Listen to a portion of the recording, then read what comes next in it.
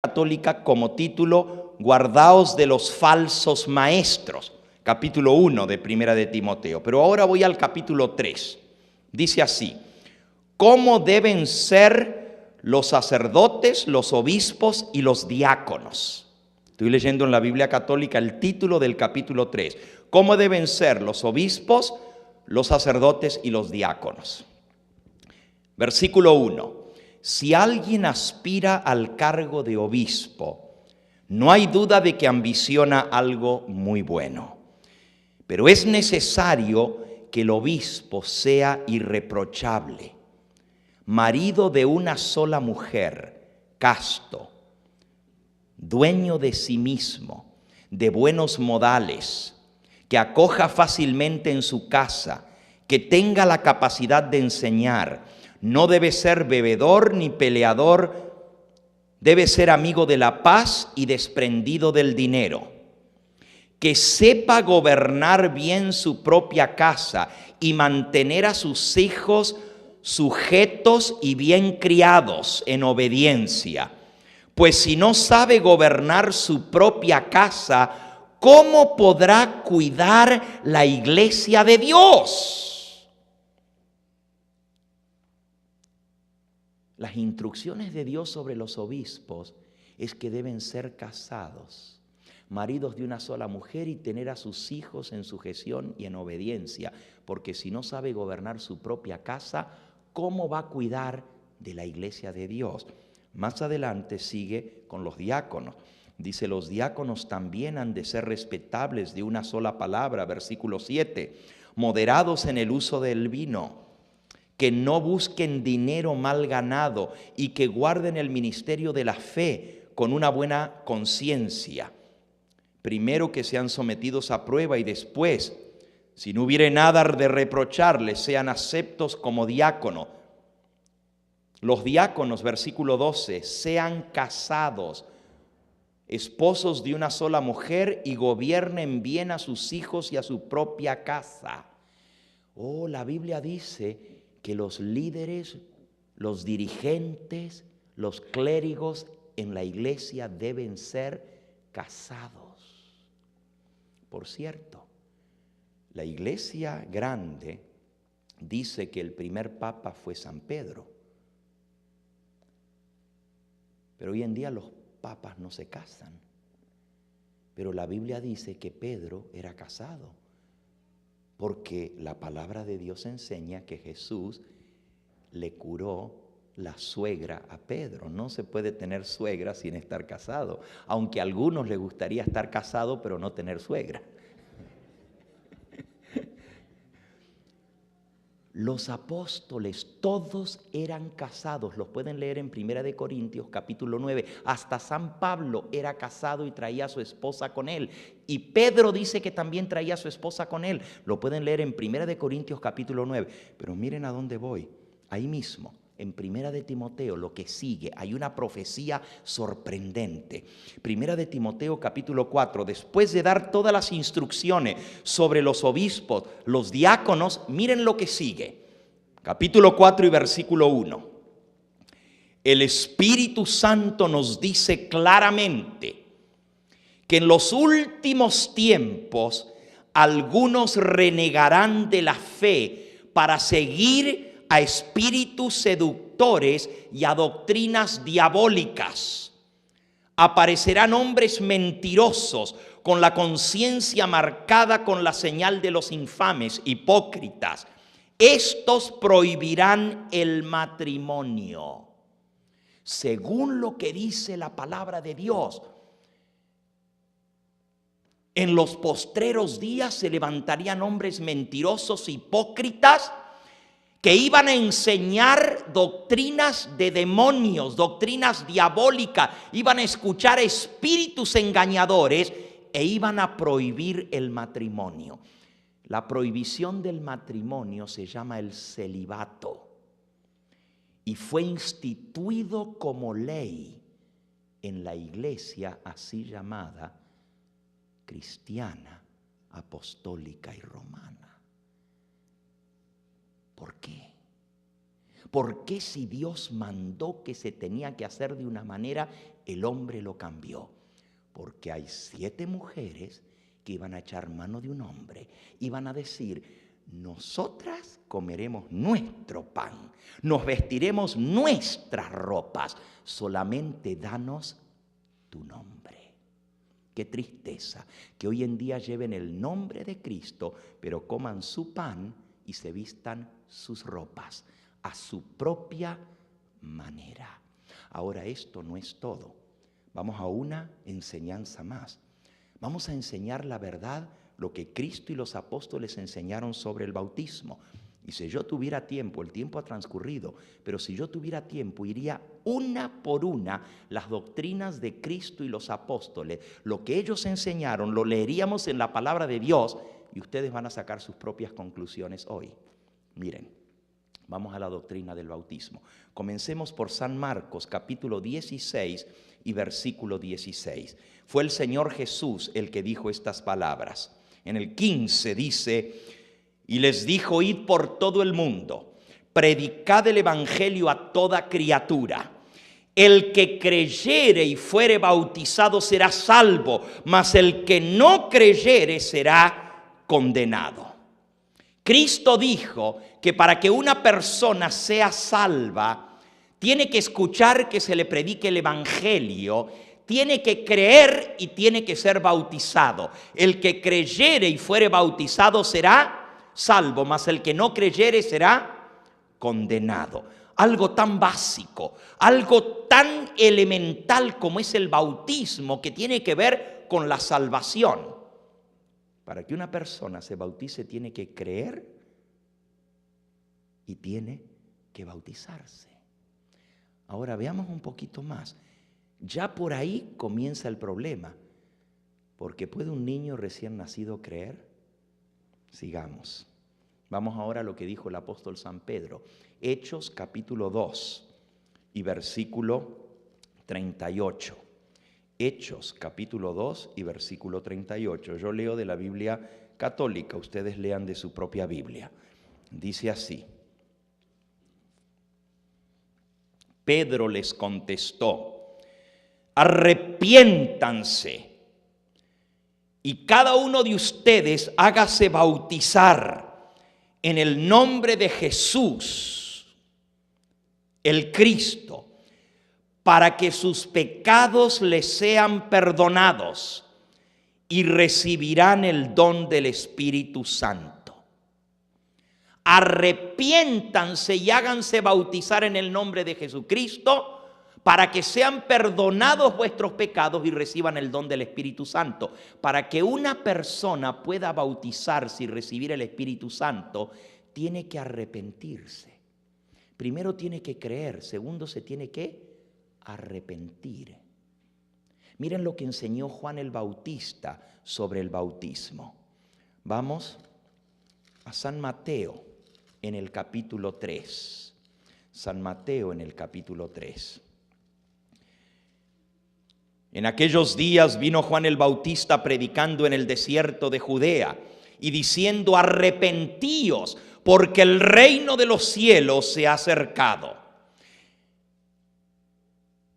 Y entonces dice en el versículo 5: y salía él, Jerusalén y toda Judea y toda la provincia de alrededor del río Jordán, y eran bautizados por él en el río Jordán, confesando sus pecados. También Juan el Bautista dijo: arrepentíos. Y dice que la gente venía y confesaba sus pecados y eran bautizados. Para que una persona pueda ser bautizada, tiene que creer, tiene que arrepentirse, tiene que confesar sus pecados y entonces bautizarse. Porque el bautismo es para perdón de los pecados. Les pregunto a ustedes: ¿puede un niño recién nacido creer? ¿Puede arrepentirse? ¿Puede confesar sus pecados? ¿Cuáles pecados va a confesar un niño recién nacido? Oh, pero la gente dice, para justificar el cambio que se ha hecho al santo bautismo, es que traen el pecado original y hay que quitarles la mancha del pecado original. A ver, muéstrame en la Biblia dónde está enseñado por Cristo a los apóstoles el pecado original. Es cierto que todos traemos la debilidad hacia lo malo y lo heredamos de nuestros padres, pero Dios no inculpa de pecado hasta que no hay conciencia de pecado. Dios no te echa la culpa de algo que tú no entiendes. Dios es justo. Y en el libro de Ezequiel, en el capítulo 18, claramente lo dice el Señor en su palabra. Ezequiel capítulo 18 y versículo 20. El alma que pecare, esa morirá. El hijo no cargará el pecado de su padre. Fíjense lo que dice. El hijo no cargará el pecado de su padre, ni el padre tendrá que pagar por el pecado de su hijo. La justicia del justo será sobre él y la impiedad del impío será sobre él. El alma que pecare, esa morirá. Dios hace responsable del pecado a aquel que entiende lo que es bueno y lo que es malo. Santiago capítulo 4 y versículo 17. Al que sabe hacer lo bueno y no lo hace, le es pecado, dice la Biblia. Por eso es que Dios pide a todos los hombres que se arrepientan cuando tienen conciencia de lo malo. El bautismo nunca fue instituido para niños recién nacidos. Se sorprenderían ustedes, y esto es algo muy básico, si les digo que el mismo Señor Jesucristo no fue bautizado de niño recién nacido. Se bautizó de grande. Tenía como 30 años, dice la Biblia, cuando fue bautizado. Saben, en la verdadera iglesia, en la iglesia que Cristo fundó, los niños son dedicados al Señor al nacer, al 8º día. Entre los judíos eran circuncidados. En los cristianos son dedicados. Los padres traen al niño y se lo devuelven al Señor, se lo presentan a Él, se lo consagran a Él, pero no el bautismo. Porque el bautismo es, según San Pedro, para arrepentimiento de pecados. La persona tiene que creer para ser bautizada, tiene que arrepentirse. Y hablando del bautismo, no solamente le cambiaron, que bautizan a los niños recién nacidos, pero también le cambiaron la forma del bautismo. Miren, nosotras comeremos nuestro pan y nos vestiremos con nuestra ropa, solamente danos tu nombre. Miren, aún en el bautismo quieren vestirse con su propia ropa, no con la ropa que Cristo enseñó a vestirse. Vamos a leerlo. Miren cómo es el bautismo verdadero. El Señor Jesucristo fue bautizado. Vamos ahí mismo en San Mateo, en el capítulo 3. Dice en el versículo 13, Mateo 3:13. Entonces Jesús vino de Galilea a Juan al río Jordán para ser bautizado por él. Mas Juan se le oponía diciendo: yo necesito ser bautizado por ti y tú vienes a mí. Pero Jesús le respondió: deja ahora, pues así conviene que cumplamos toda justicia. Entonces le dejó. Y Jesús, después que fue bautizado, subió luego del agua. Y aquí que los cielos se abrieron y vio al Espíritu de Dios que descendía como paloma y venía sobre él. Y hubo una voz de los cielos que decía: este es mi Hijo amado en quien tengo complacencia. Cuando Jesús fue bautizado, dice aquí que subió del agua. No se puede subir del agua si primero no se baja al agua. El verdadero bautismo es sumergiendo a la persona debajo del agua, porque tiene un símbolo muy especial el bautismo. Vamos a ver lo que significa el bautismo. Romanos capítulo 6. Vamos a ver el simbolismo ahora del bautismo. Romanos capítulo 6. Yo leo en la Biblia católica, ustedes leen en sus Biblias. Versículo 13 en adelante. ¿No saben que todos nosotros, al ser bautizados en Cristo Jesús, fuimos sumergidos en su muerte? Miren, hasta en la Biblia católica está más clarito, porque en esta Biblia dice fuimos sepultados en su muerte, pero aquí dice los que fuimos bautizados fuimos sumergidos en su muerte. A través del bautismo fuimos sepultados, versículo 4, con Cristo. Así como Cristo resucitó de entre los muertos por la gloria del Padre, así también nosotros resucitamos a una nueva vida. Qué interesante. En el bautismo la persona es sumergida, sepultada, porque el bautismo representa la muerte de Cristo. ¿Saben? La Biblia dice que la paga del pecado es ¿qué? Muerte. ¿Y cuántos somos pecadores? Todos. ¿Cuántos debiéramos morir? Todos. Pero si no queremos morir, tenemos que aceptar la muerte de Cristo en nuestro lugar. Él murió por nosotros. Él pagó nuestra deuda. Y cuando nosotros somos bautizados, estamos aceptando el sacrificio de Cristo. Dice aquí San Pablo que a través del bautismo nosotros somos sumergidos, sepultados en la muerte de Cristo. Somos incluidos en el sacrificio de Cristo. O sea, estamos diciendo, creo que Jesús murió por mí. Cuando la persona es sumergida y no se entierra a una persona, nomás echándole un puñadito de tierra en la cabeza, ¿verdad? ¿Cómo se entierra a una persona? Hay que cubrirla totalmente. ¿O ustedes vieron que entierran a un muerto y le dejan un brazo afuera? ¿Verdad que no?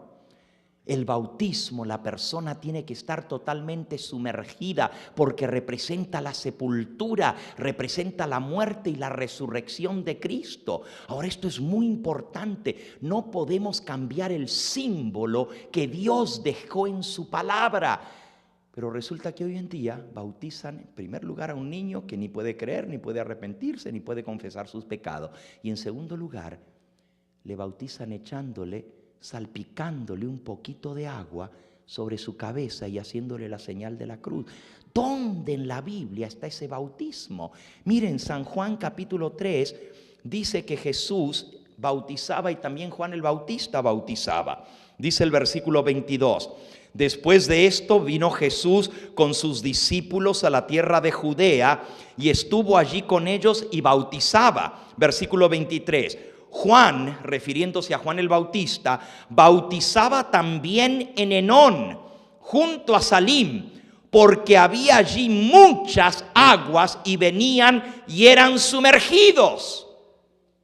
Miren lo que dice, para el bautismo de Jesús, para el bautismo de los apóstoles, para el bautismo de Juan el Bautista, se necesita mucha agua para sumergir a la persona. ¿Por qué bautizaba Juan en el río Jordán? Si hubiera bautizado como bautizan hoy en día, pues con una jarrita o con un vasito podría haber bautizado a media Jerusalén, mojando el dedo y echándoles allí. No tenía que ir allá al río Jordán a bautizar. Pero la gente iba al río para ser sumergida debajo del agua, porque para el bautismo verdadero tiene que haber mucha agua, dice aquí. ¿Quién lo cambió? ¿A quién se atrevió a cambiar lo que Dios dejó establecido? Tú dices, bueno, pero ¿qué importa cómo se bautiza? El asunto es que los bauticen. ¿Estás seguro? El símbolo es importante. Jesús estableció la Eucaristía, la Santa Cena. ¿Qué les parece si yo les digo, vamos a celebrar la Eucaristía, pero como no tenemos vino, vamos a hacerlo con Coca-Cola? Y como no tenemos pan, vamos a hacerlo con tortillas. ¿Verdad que no? ¿Verdad que sería una blasfemia? Imagínense tomar la Santa Cena con tortillas y con Coca-Cola. ¿Verdad que no? ¿Por qué? Porque hay un símbolo de por medio y ese símbolo representa la sangre de Cristo, el jugo de la vid, y el pan sin levadura representa su cuerpo, y yo no puedo profanar el símbolo. Tengo que hacer lo que Jesús estableció, no puedo cambiarlo. Y el bautismo es igual. El bautismo representa la muerte, la sepultura y la resurrección de Cristo, y yo no puedo romper el símbolo, porque entonces destruyo lo que es el bautismo. Qué tremendo. Pero hoy en día hay iglesias que dicen nosotras comeremos nuestro pan, nos vestiremos con nuestras vestiduras, nomás danos tu nombre. Quieren tener el nombre de Cristo, pero no quieren hacer lo que Él mandó. No quieren seguir las doctrinas que Él estableció. Miren, en esta noche solo hemos visto 3 de esas doctrinas. ¿Cómo me encantaría poder ir con ustedes viendo una por una las doctrinas que Cristo y los apóstoles enseñaron? Ustedes se sorprenderían, porque casi todas las doctrinas de Cristo y los apóstoles han sido cambiadas. Anoche y antenoche vimos un tema muy interesante. Antenoche, el tema de la muerte. Y aquí viene otro problema muy grande, porque la mayoría de las iglesias están enseñando doctrinas paganas en lugar de la doctrina de Cristo y los apóstoles. Escuchen bien. Miren, les enseñan a rezar el credo. Creo en Dios Padre Todopoderoso, Creador del cielo y de la tierra, y en Jesucristo, su único Hijo. Y no lo voy a rezar entero, pero hay una parte del credo donde dice que Él murió, fue sepultado, descendió a los infiernos, resucitó al tercer día, ascendió a los cielos, está sentado a la diestra de Dios Padre, y de allí ha de venir a juzgar ¿a qué? A los vivos y a los muertos. La palabra de Dios enseña lo mismo. Segunda de Timoteo capítulo 4 y versículo 1, que Cristo va a venir a juzgar a los vivos y a los muertos. Esa era la enseñanza de los apóstoles, la enseñanza de Cristo. Pero resulta que hoy en día la gente dice que cuando una persona se muere, si fue bueno y no murió en pecado mortal, se va directamente al cielo. Pero si fue malo, muy malo, se va al infierno. Y si no fue ni muy ni tan, sino que fue so, entonces se va al purgatorio. ¿Dónde está esa enseñanza en la Biblia? ¿Dónde Cristo o los apóstoles enseñaron semejante cosa? Y lo que es peor todavía, enseñan que si un niño se muere sin bautizar, se va a un lugar que se llama el limbo. El limbo es un lugar de eterna oscuridad donde las almas de los niños inocentes van a deambular por toda la eternidad en un lugar de oscuridad y tiniebla. Nunca van a ver a Dios. ¿Qué clase de Dios es ese que manda a un niño inocente que ni pidió nacer, ni tampoco tuvo nada que ver con el hecho de que no lo bautizaron? ¿Qué culpa tiene el niño? Y ahora Dios lo condena toda la eternidad a estar en un lugar de oscuridad para siempre. Nunca va a salir de allí, porque por lo menos los del purgatorio tienen esperanza de salir del purgatorio, pero en el limbo es para siempre en lugar de oscuridad. ¿Qué clase de Dios es ese? Si a alguien hay que mandar al limbo, serían a los padres que no los bautizaron. Pero ¿qué culpa tiene el niño? Y sin embargo, esas doctrinas se enseñan hoy en día en la iglesia así llamada cristiana. ¿Cómo puede ser? Ahora miren qué contradicción tan grande. El credo dice que Cristo va a venir a juzgar a los vivos y a los muertos. Pero entonces dicen que cuando una persona se muere, o está en el cielo, o está en el infierno, o está en el purgatorio. ¿Cuándo fue juzgada? ¿Cuándo la juzgaron? Si la juzgaron en el momento de la muerte, entonces ¿a qué va a venir Cristo a juzgar a los vivos y a los muertos si ya están juzgados? Y si no están juzgados, entonces ¿cómo pueden estar en el cielo o estar en el infierno si todavía no los juzgaron? Amigo, amiga que me escuchas, Dios no se contradice. Su palabra no se contradice.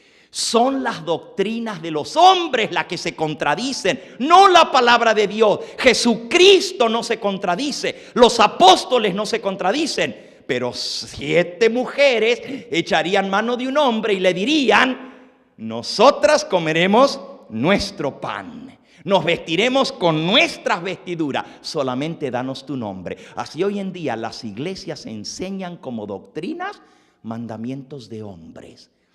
Han cambiado la doctrina de Cristo, han cambiado la doctrina de los apóstoles. Enseñan que los muertos están en el cielo y en el infierno Y la palabra de Dios dice que Cristo va a venir y que todos los que están en los sepulcros, San Juan capítulo 5 versículo 28 dice: he aquí viene la hora cuando todos los que están en los sepulcros oirán su voz. Los que hicieron lo bueno saldrán a resurrección de vida, y los que hicieron lo malo a resurrección de condenación. Cuando Él venga a juzgar a los vivos y a los muertos, allí los muertos van a recibir su merecido. Allí sí. Unos van a resucitar para vida eterna y otros para condenación. Pero mientras tanto, la Biblia enseña que los muertos están dormidos y nada saben.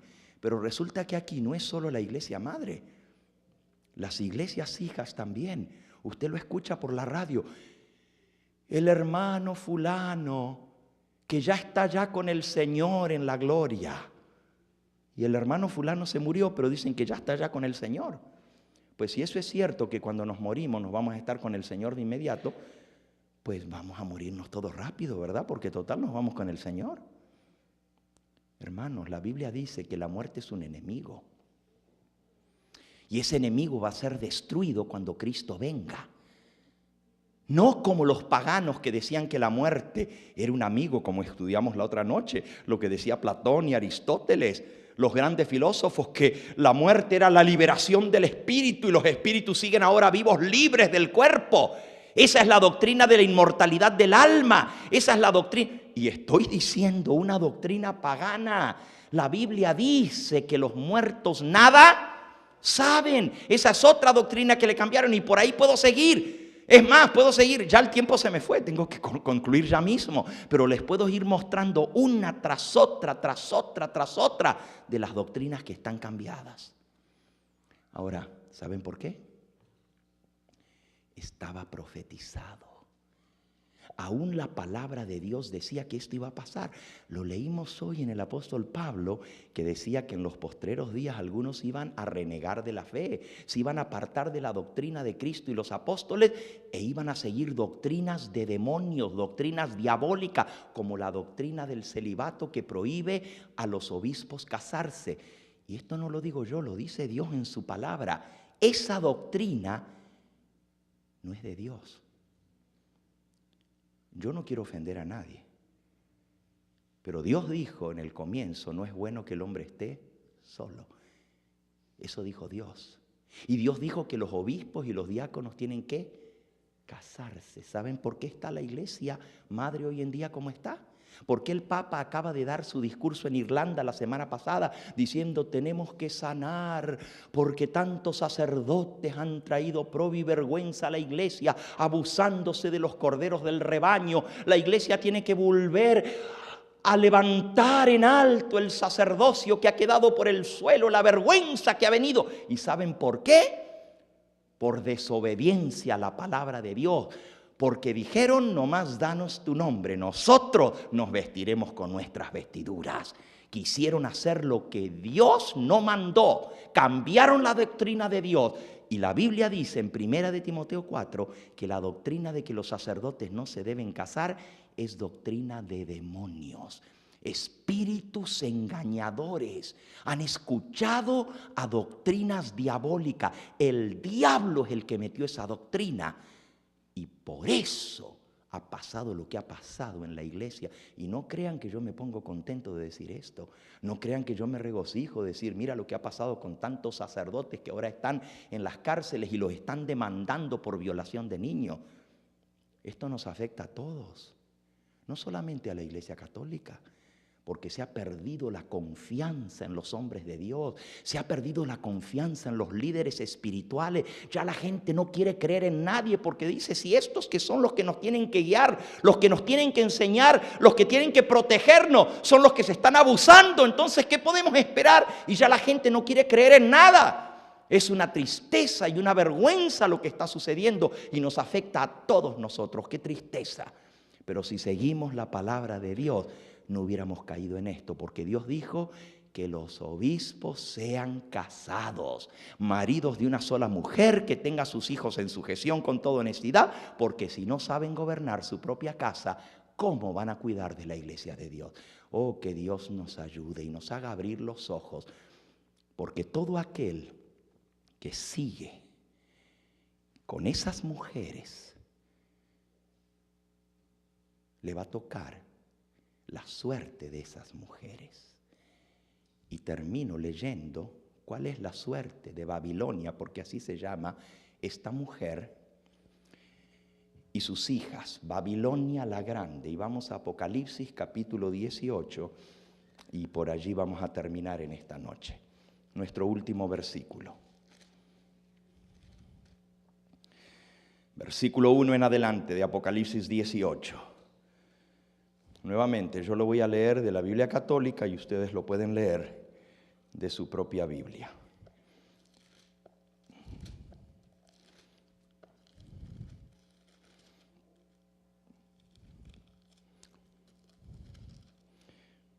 Después de esto vi bajar del cielo a otro ángel. Era tan grande su poder que toda la tierra quedó iluminada por su resplandor. Y gritó con voz potente: cayó, cayó la gran Babilonia. Se ha convertido en guarida de demonios, en refugio de espíritus inmundos, en nido de aves impuras y asquerosas, porque con el vino de su prostitución se han emborrachado todas las naciones, y los reyes de la tierra pecaron con ella, y los hombres de negocios del mundo se hicieron ricos a costa de ella, pues era buena para gastar. Y oí otra voz que venía del cielo y decía: salid de ella, pueblo mío, para que no te hagas cómplice de su maldad, ni tengas que compartir sus castigos, porque sus pecados se han apilado hasta el cielo y Dios se ha acordado de sus maldades. Devuélvanle a ella según ella ha dado. Páguenle el doble de lo que ella ha hecho. Viértanle doble medida en lo que ella ha dado a beber. Que sufra tantos tormentos y penas como fueron su orgullo y su lujuria. Porque ella dice a sí misma: domino como señora y reina, no soy viuda y nunca conoceré el lamento. Por eso en un solo día caerán sobre ella las plagas, muerte, lamento y hambre. Quedará consumida por el fuego, pues poderoso es su juez, que es Dios el Señor. Amigo y amiga que me escuchas, Babilonia, que es la madre, la hija, la madre y las hijas, porque dice que en el nombre de esa mujer, en la frente tenía escrito un nombre: Babilonia la Grande, la madre de las prostitutas y de las rameras de la tierra. Tanto la madre como sus hijas, las iglesias que salieron de la madre, por haberse prostituido, por haber cambiado la verdad por la mentira, van a cosechar su castigo, porque se han hecho aborrecible. Inmundicia, suciedad, dice aquí, prostitución. Prostitución la Biblia le llama a la adoración a las imágenes, a eso le llama prostitución, a eso le llama idolatría, la palabra de Dios. Y dice: se ha convertido en guarida de demonios, en nido de aves impuras y asquerosas, porque ha dado a beber a todas las naciones del vino de su asquerosidad. Las doctrinas falsas que han cundido por todas partes de la tierra. Pero saben, a pesar de que Dios habla tan duro en esto, yo tengo que decir esto: el mensaje de Dios es: salir de ella, pueblo mío. Dios tiene pueblo suyo en Babilonia. Y Babilonia, la palabra Babilonia quiere decir confusión, porque ahí se mezclaron las lenguas y se mezcló la doctrina de Dios con la doctrina del hombre. El origen de la religión falsa fue en Babilonia. Pero Dios dice: salid de ella, pueblo mío. ¿Saben ustedes que Dios tiene hijos suyos en la iglesia madre? Hay muchos católicos sinceros Gente que aman a Dios de todo corazón, que están buscando agradarle, que están queriendo hacer su voluntad, pero se encuentran, muchos de ellos son sinceros y dicen, yo voy a reformar mi iglesia, yo voy a hacer que se cambien estas cosas. Muchos han tratado de hacer eso en su vida. Martín Lutero fue uno de ellos, un sacerdote que amaba a Dios y quería serle fiel. Él quiso reformar su iglesia. Lo declararon hereje y lo echaron fuera, porque hay un refrán en el catolicismo que dice Roma semper idem, en latín, y eso quiere decir Roma nunca cambia, Roma siempre es la misma. Y todo aquel que con todo amor quiera reformar la iglesia va a terminar fuera de ella, porque lo van a echar. Escucha, no esperes que te echen. Dios dice, salid de ella, pueblo mío. Dios está llamando a los sinceros de todas las iglesias a salir, y tú dices, pero ¿y si salgo, a dónde voy a ir? Déjame decirte, Dios tiene un pueblo. Dios tiene un pueblo. Los que guardan los mandamientos de Dios y tienen la fe de Jesús. En todas las iglesias Dios tiene hijos sinceros suyos. Pero hay un último llamado que Dios está dando. Y Él te hace responsable a ti en esta hora al escuchar este llamado. Ya no podrás decir que Dios no te habló en forma directa. Es más, hasta Dios te puede haber leído tus pensamientos, te puede haber repetido, como me pasó a mí cuando Él me llamó a ser su ministro. Yo no quería ser pastor y yo estaba en un balcón así como ese, sentado en la parte de atrás, y el pastor estaba diciendo, si Dios te está llamando a ser un pastor, no le digas que no. Y cada cosa que yo pensaba, Él como que me estaba leyendo el pensamiento. Así Dios te puede estar leyendo el pensamiento a ti en esta hora y te puede estar diciendo a ti, salid de ella, pueblo mío. No digas, no, porque yo voy a estar ahí porque Dios me tiene allí por algún propósito. Dios te trajo aquí con un propósito, y ese propósito para el cual Dios te trajo es para que conozcas la verdad, para que escuches el llamado de Dios, porque Él dice, salid de ella, pueblo mío. Si tú eres pueblo de Dios, tú vas a escuchar el llamado del Señor y tú vas a salir, no te vas a quedar en un lugar donde Dios dice que va a ser castigado y le van a caer las plagas, y dice, si tú no quieres recibir las plagas que le van a caer a ella, ¡sal!